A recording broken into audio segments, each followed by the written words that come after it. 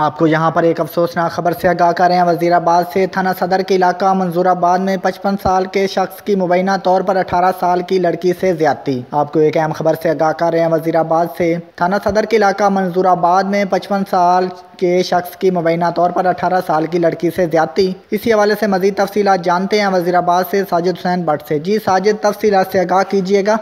वजीराबाद के नवाही इलाका मंजूरा आबाद में 55 साल मुश्ताक कालू नामी शख्स ने सानिया नामी लड़की को घर में अकेला पाकर मुबैना तौर पर ज्यादती का निशाना बना डाला। मुतासरा लड़की को मेडिकल के लिए सिविल अस्पताल वजीराबाद पहुंचा दिया गया। मुतासरा लड़की की वालदा फरजाना कोसर की दरख्वास्त पर पुलिस थाना सदर ने मुकदमा दर्ज कर लिया है। बताया गया है कि मुश्ताक कालू नामी शख्स गाँव में ही टेलरिंग का काम करता। मुतासरा लड़की की वालदा इलाज के सिलसिले में घर से गई तो अदम मौजूदगी में मुलजम ने लड़की से ज्यादती कर डाली। थाना सदर पुलिस ने मुकदमा दर्ज करके कार्रवाई का आगाज कर दिया है। ताहम अभी तक मुलजम गिरफ्तार नहीं हो सका। साजिद हुसैन भट्ट, वजीराबाद।